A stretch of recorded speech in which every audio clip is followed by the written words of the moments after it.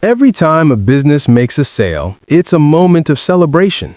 But behind that $5 latte or that $1,000 smartphone lies a hidden number that determines whether the business is actually making money or just spinning its wheels. That number is COGS, Cost of Goods Sold. Cost of goods sold represents the direct costs of producing the goods sold by a company. It is the raw expense of creation. If you don't understand your cost of goods sold, you don't understand your profit.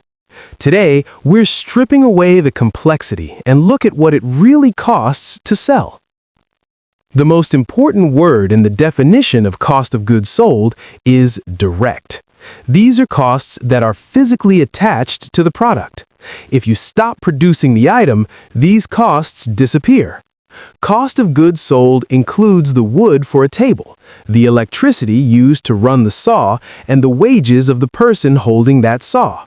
It does not include the rent for the showroom, the CEO's salary, or the marketing campaign.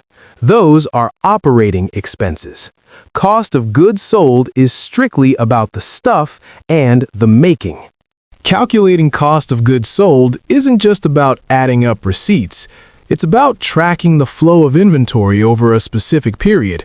Accountants use a universal formula to find this number.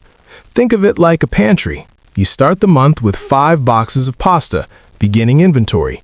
You buy 10 more, purchases. At the end of the month, you only have 3 boxes left, ending inventory. That means you must have cooked and eaten or sold 12 boxes. That is your cost of goods sold. For a manufacturer, cost of goods sold is broken into 2 main buckets. First is direct materials. Direct material is the physical substance of the product. If you're a baker, it's the flour, sugar, and yeast. The second is direct labor. Direct labor is the touch labor. It only counts the people whose hands are actually on the product. The person baking the bread is part of cost of goods sold. Is the person selling the bread at the counter part of a cost of goods sold? They are a selling expense, not cost of goods sold. Here is where it gets interesting. Prices for raw materials change all the time. If the price of flour goes up every week, which cost do you use for your cost of goods sold? Businesses choose one of 3 common methods. 1. FIFO, first in, first out. You assume the oldest items are sold first. In a world where prices are rising, FIFO results in a lower cost of goods sold and higher profits on paper. 2. LIFO, last in, last out. You assume the newest, most expensive items are sold first. This raises your cost of goods sold and lowers your taxable income. 3. Weighted average.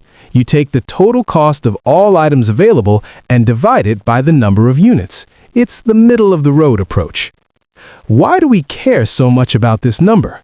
Because cost of goods sold is the first line of defense for your profit. When you subtract cost of goods sold from your total revenue, you get gross profit. If your cost of goods sold is too high, your gross profit is too low. This means you won't have enough money left over to pay for your rent, your lights, or your marketing, let alone have a net profit at the end of the day. Cost of goods sold tells you if your pricing strategy is actually working. You might wonder, what if I don't sell physical goods? What if I sell my time? Strictly speaking, pure service businesses like law firms or consultants often don't have cost of goods sold. Instead, they have cost of services. For them, the cost of goods sold is the direct labor of the professional providing the service. If a firm charges $200 an hour but pays the consultant $100 an hour to do the work, that $100 is their direct cost of revenue. The secret to massive business success is often just cost of goods sold management. Companies like Walmart or Amazon are masters at lowering their cost of goods sold. By buying in bulk or using robots to speed up labor, they lower the direct cost of every item. When cost of goods sold goes down and the price stays the same, the profit margin expands. This is the engine room of wealth creation. Cost of goods sold is more than just an accounting term. It is a measure of efficiency, a guide for pricing, and a mirror reflecting the true health of your production process. Whether you're baking cookies or building rockets, knowing exactly what it costs to create what you sell is the first step towards building a business that lasts.